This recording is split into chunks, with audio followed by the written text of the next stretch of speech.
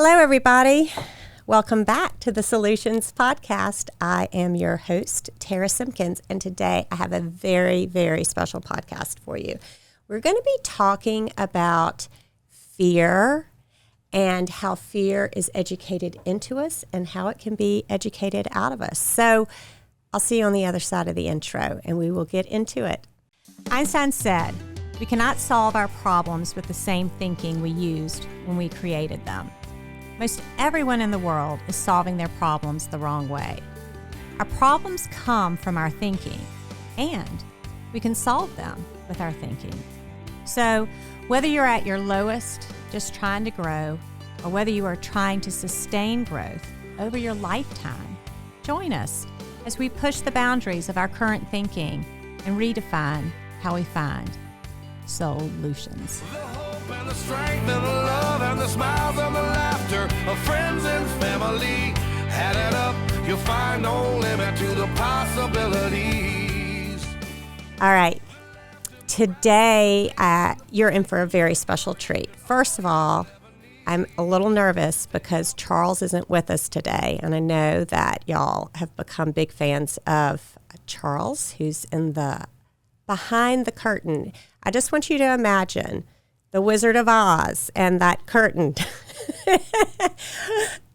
He's the one that makes all the magic happen on this podcast. Well, today David's here, and I'm so nervous about it. David does things a little differently. He has a flair for the dramatic. When I walked in, there was a box of Kleenex in the chair across from me.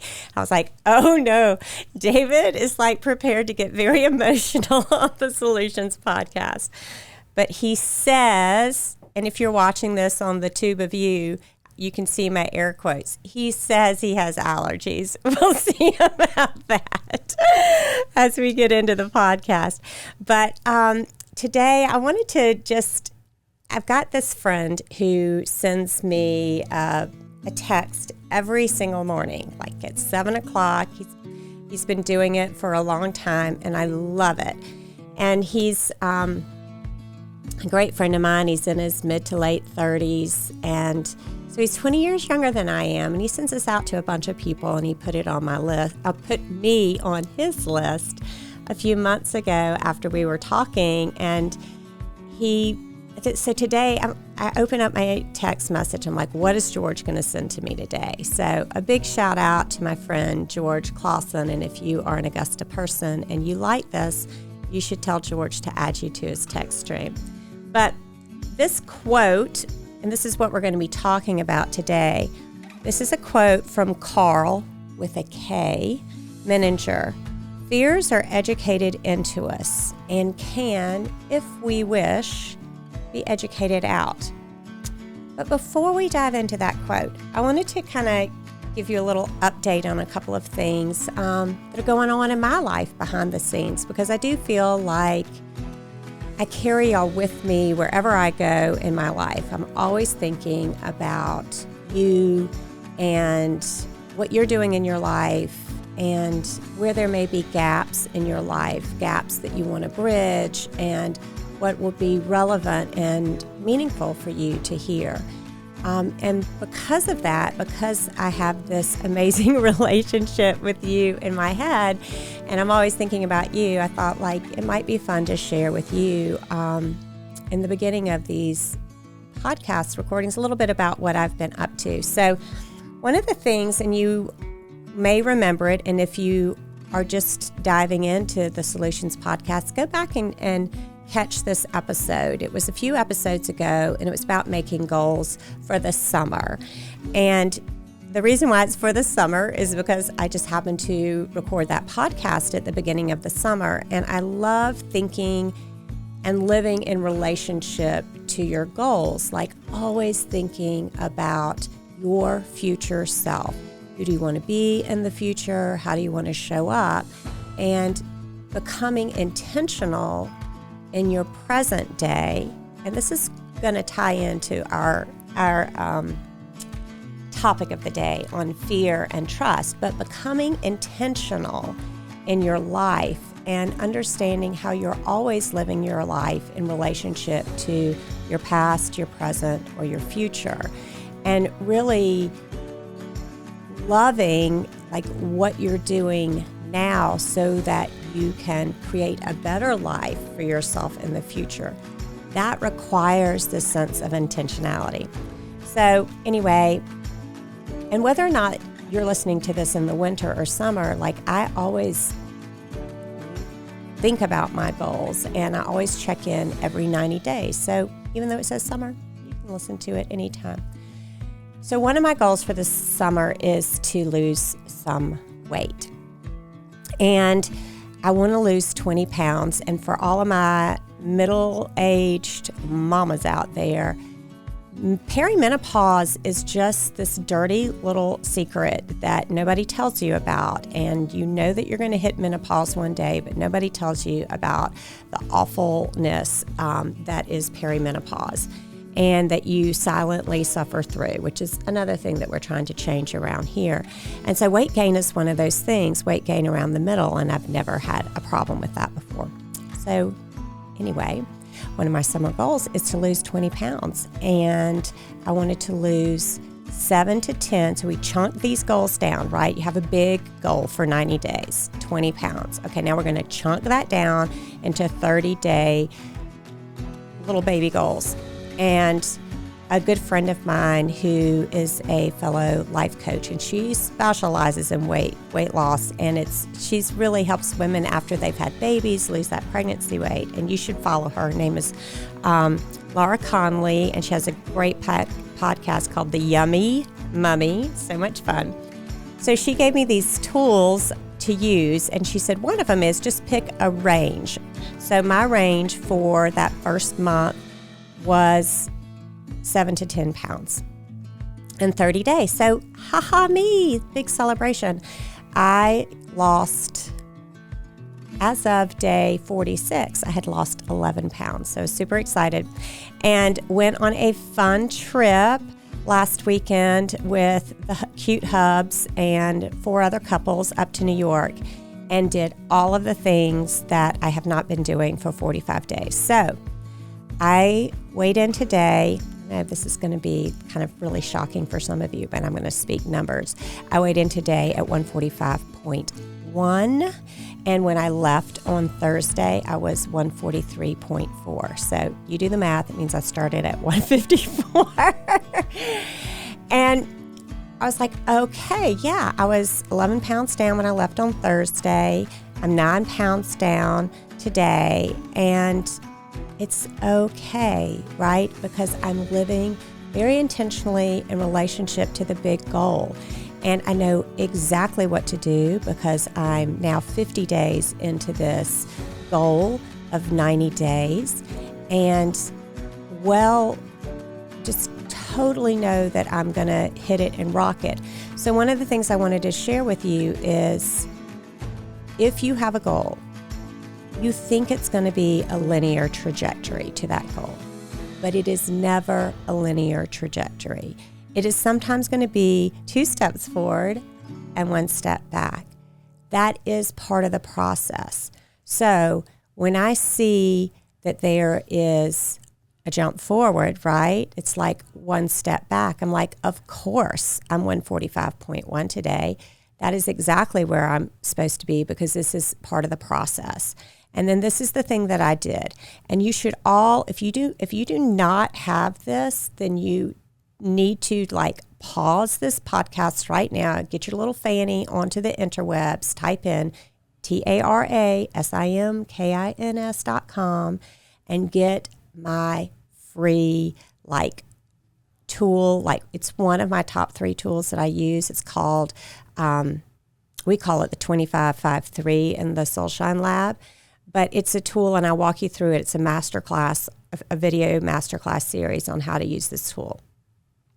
And so I used this tool this morning in my journal when I looked at that number, and it starts with this: what is working? And I just make a list of 25 things that is working. And yes, you heard that right. The number on the scale went up, but yet the number in relationship to where I started and where I am going is totally in alignment, right? I started at 154, I'm at 145. And it's higher than 143, but it is still 9 pounds down. So there is so much gold to be mined in regards to what is working. And so I just use my process, and this again is going to like dovetail back into our topic for this today, which is on fear and trust. I am trusting the process. And so I just list all the things that are working, 25 things, and I started to feel really good, about it. I feel so in control of achieving this goal, right? So I'm feeling good and successful and in control. I know all the things that are working. And even though that number went up, there were still things that I did over the course of the weekend that worked. Now, after you do those 25 things, remember, it's a masterclass, a video series masterclass at tarasimkins.com. It's going to put you on my email list where you get other, fun things from me. But then it'll tell you this next part of the tool, which is 5 things that didn't work. Now, this is very intentional as well because our brains have a negativity bias. So we want to fill our brains with the bigger picture. It's like that aperture on the camera that zooms out, right? The what is working is the zoom out lens, and you want to zoom out first and get all the things that are working before you get your brain. You train your brain, again, part of what we're going to be talking about in the bigger podcast today, training your brain to then zoom in on the things that didn't work. So now you're feeling like the context is, oh, I'm so in control of all these things that are working. And then there are just a few things that aren't working. And so it requires your brain to focus on the things that aren't working in a very specific way. And I know exactly what wasn't working, right? I was like, my thing is I journal every morning. I intermittent fast, no flour, no sugar, and no, what my friend Laura Conley, the Yummy Mummy, says, no BLTs, which are bites, licks, and tastes. I indulged in a lot of sugar. It started out with that warm chocolate chip cookie at the Yankees game. I'm not going to lie to you. I ate some pizza. We went to a Goose concert and we had some post-concert pizza. And then there were some bites, licks, and tastes, including some Ben & Jerry's cookie dough ice cream that I may or may not have needed after all of the secondhand smoke that went on at the Goose concert that I did talk to all of my college kids about. Never smelled so much pot at a concert in my life. And I'm sure that's the reason why I needed some extra bite, licks, and tastes at the end of the concert because of that secondhand high I'm sure I was experiencing. But then so I know what didn't work. I know that I didn't follow my protocol. I know that I intentionally stepped aside from it. And then the next part of this masterclass of this 25-5-3 tool is 3 things that work. 3 things that you're going to do differently. And so this morning I was just like, I know exactly what I'm going to do differently, which is just go back to using my protocol. No flour, no sugar, no BLTs. And it's done and it's done. And then I can move on to my day. And never once in there was a mean thought, right? Never once did I get down on myself. Never once did I act confused as to I have no idea how this happened. Like all these things that our mind does when it doesn't have an adult supervisor. We'll just put it that way. When you're not supervising your brain, it's going to go off course. And that is the segue into our topic today, which is fear. And your brain, you have to understand that your brain, from an evolutionary standpoint, is wired to be very sensitive to things that are dangerous to you. So we are like, fear is an emotion. It's just an internal alarm system, like fear, right? Like there's something to be afraid of out there that may, eat us, like if it was a lion or a tiger or attack us or something to be afraid of. From an evolutionary standpoint, that's how our brains have evolved. That fear-based brain is the oldest part of our brains. And unlike, all of our amazing technology, artificial intelligence that we carry around in our back pockets, that is so wonderful. In the artificial intelligence world, when you get a new level of, technology, you wipe out the old level of technology, and then you just, I forget what that word is. David, what's that word? Update? Update.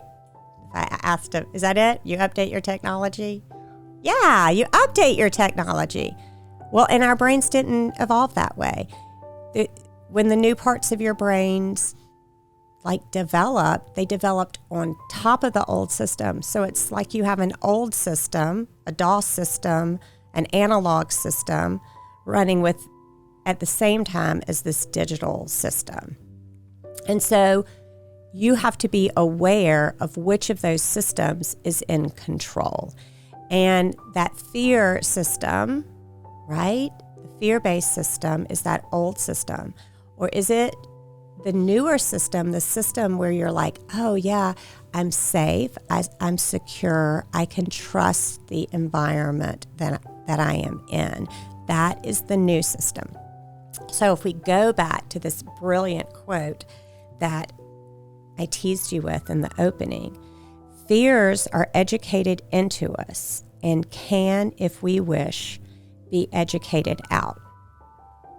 And I don't know where George got this quote from. It's in some, great inspirational resource, but because if I knew, I would be able to give credit to them. So now I'm just going to give credit to George. It goes on to say, 2 of the problems common to life are fear and lack of trust. Many of us have unconsciously enlarged our fears and returned to them again and again. All right, and then there are a series of questions. And so I want you to, as I ask this question, I want you to answer these questions for yourself. So if you're listening to this, when you have your journal, you can always hit pause on the podcast and just journal some of your answers to this, or just make a quick note in your head, yes or no, answer these questions. What's your answer? So, do you dwell excessively on fears? Interesting adverb there, excessively. Do you dwell excessively on fears? Now, how would you know if you dwell excessively on fears? Well, think about it. When you wake up in the morning, are you worried about something? Are you thinking about the email that a person or a client or a boss that they're expecting something from you, and are you worried as to whether they liked it or whether they're going to be upset with you? Are you worried, always thinking about, well, I wonder if I did something wrong, or are they going to be mad at me? Those would be clues that you are dwelling excessively on fears, right? Especially if you're not sitting in front of your computer or you haven't opened up your email application. Using this weight goal of mine, I could have spent, the last 4 days worried excessively about that number going up. And then I could worry that I will never get back to 143 on Thursday. I could tell myself a bunch of stories. I could scare myself, right? I could dwell excessively on fears. If you're a parent, this will show up. Okay, I'm recording this in July. You're probably going to hear it in July or in August. So the biggest thing about parents in middle age that they fear is college acceptance for their kids. So we are getting into that senior year fall application process. And so are you in the summertime, are you worried about whether your child is going to get into the University of Georgia in March? Are you spending time actively worrying about your child being disappointed if they don't get in? Right now, for something you can't control that you may not find out about until March. How much time, right? How much bandwidth of your intelligence, of your thinking powers, of your intention are you spending worrying about the possibility of your child being disappointed and not getting into their first choice of their college in the spring? That is an example of dwelling excessively on fear. And this is not to shame you, because we all do it. We all have these human brains that have this fear factor, old brain, right? And if we don't supervise it, then we will never learn to bridge the gap to trust the process. And so you have to unlearn the fear base, right? Uneducate yourself on all these scary things and relearn, right? Lean into, develop that trust muscle so that that trust muscle becomes stronger. That trust part of your brain, it's actually in a different part of your brain, becomes stronger than the fear part. And this is super important when you become a parent too, because more than the words that you say, the lectures that you give your kids, what is much more important is how you actually go about your day-to-day, what you model to them. So if you are modeling like, and you think you're being like super undercover, sneaky cool about this, but if you're afraid of your kid being disappointed, your kid is going to pick up on that fear. Why? You have to, again, understand evolution. Like, think about if you have a dog. I had a golden retriever, Lucky. She just passed this March. She was terrified of thunderstorms. And she knew when a storm was coming way before the storm hit. And she would visibly start to shake. She would get really nervous. Her behavior changed. And so we all became aware that she was in a fearful state.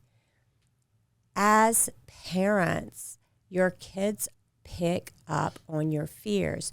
You don't have to speak them out loud. Your body starts to behave and give off these clues that you are afraid, because think about it. We needed our children to understand when there was danger, so we give off these silent clues and we communicate them through these, just through a different understanding capacity to our children. Like, they can look at their parents, they study you all the time. They know when you're afraid, right? They know when you're hiding something from them. So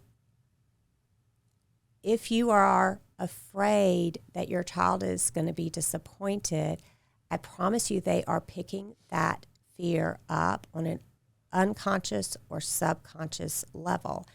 And I tell you this because this is another reason why you want to lean into the trust muscle, the trust part of your brain, why you want to develop this side of your brain, because also they'll know when you are trusting the process, when they'll know when you feel confident about them.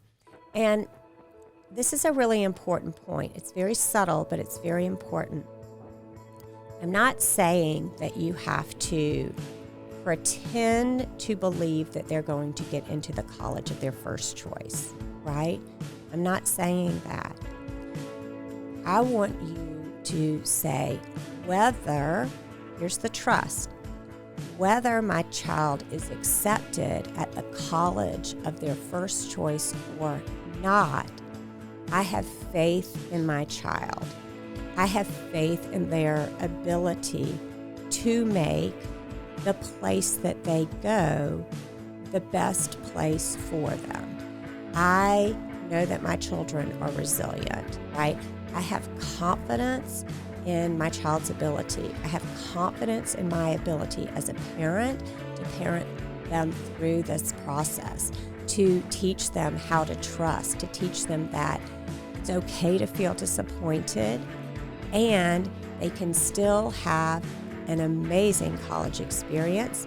And even perhaps there are going to be some dog fans out there that are going to be upset with me, and maybe even a better experience than they would have had at the University of Georgia. I know that may be sacrilege for a lot of people to hear, but it is possible, and a lot of people in the world do have amazing experiences.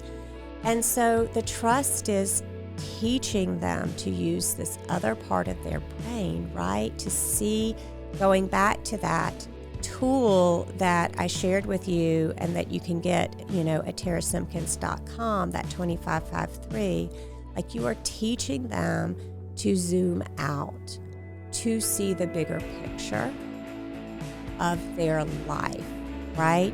Yes, they may be disappointed, but you're teaching them how to zoom out in their life and see all the things that are working for them. All of the things that are working. And it doesn't have to be in this area. It could be in a million different areas, right? All the things that are working for them. Oh, there are all these other colleges out there. These are all amazing options. I will get a college education.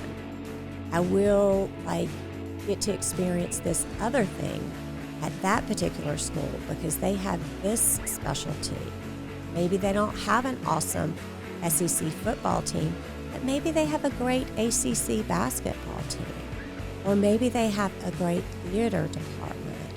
Or maybe they just have this fun sense of a smaller school where they get to continue a sport or an interest that they would not have been able to continue at that really big school.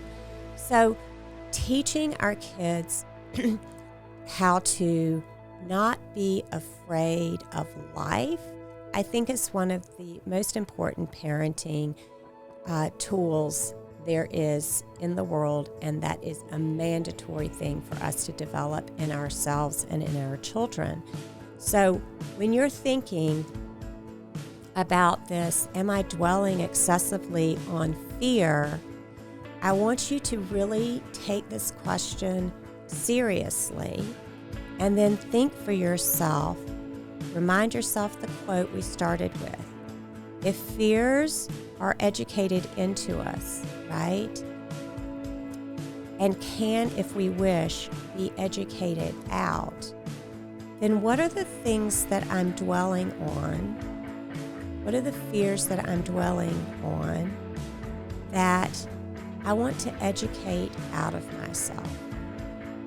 And take that verb really seriously, that to be educated out of yourself as an adult means you need to take some active time in your life to unlearn those fears.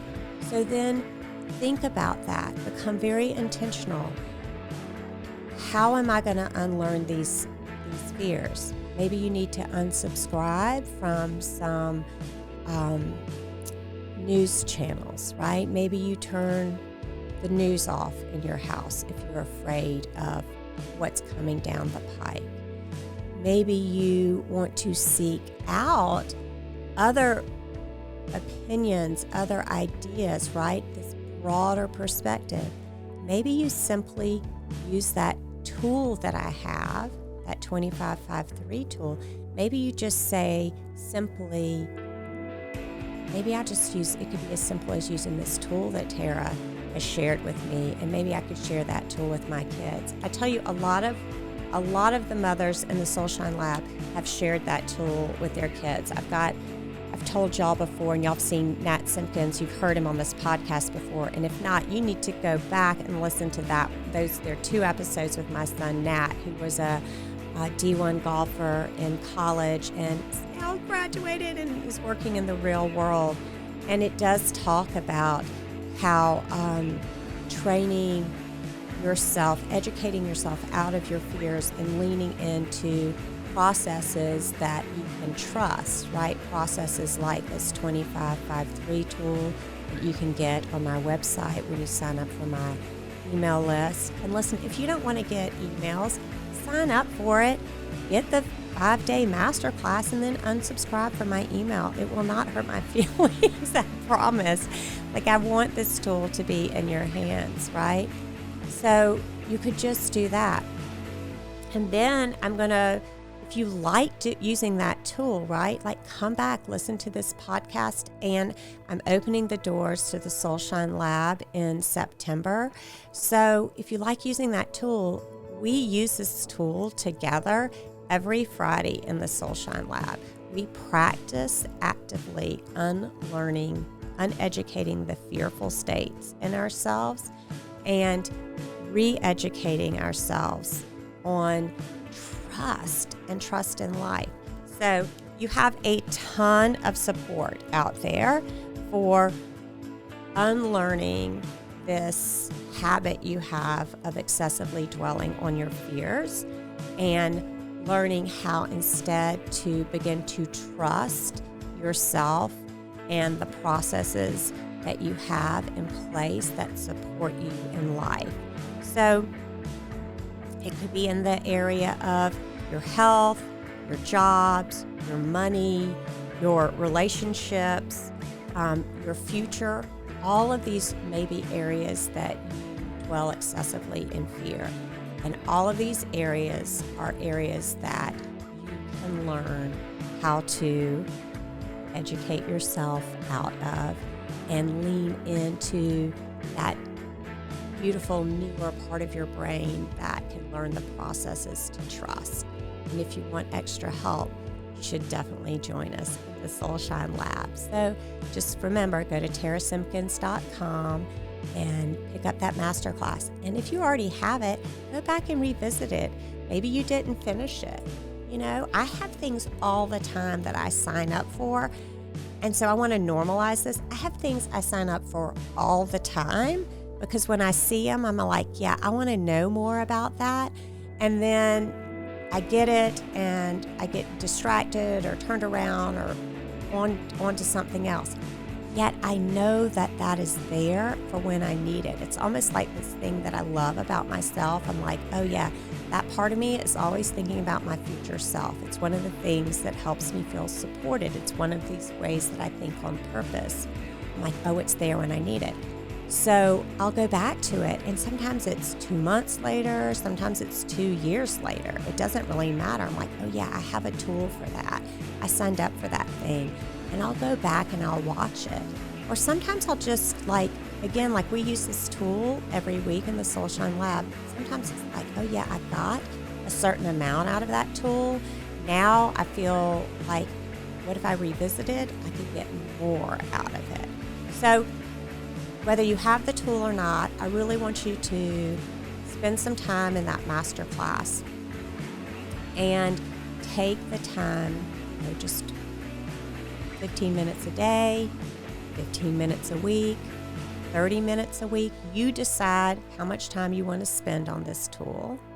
You decide how important it is for you to unlearn, uneducate yourself on dwelling excessively in your fears, and begin to dream about how much better your life would be if you don't wipe out your fears. Remember, we're just talking about not excessively dwelling in them. Like, oh yeah, I noticed that little notification came up. Maybe I need to be afraid of that, but let me put it through my process. Is it really something to be afraid of? Or is it just something that isn't working and I want to think through and beyond? I hope you have a great day today. Thank you again for tuning into the podcast, watching it on YouTube, listening to it on your favorite device. And I hope you will just circle September on your calendar, the 5th of September, when I'm going to open the doors to the Soul-Shine Lab again. And I would love, love, love to see you in there and help you take your life to the next level. Until next podcast, goodbye from me and goodbye from David behind the curtain. Oh, he's not crying yet. I ain't done living the life I'm meant to lead. And I ain't done loving the ones who cared for me. The hope and the strength and the love and the smiles and the laughter of friends and family. Add it up, you'll find no limit to the possibilities. The left and the right and some faith in the fight, and your courage is all you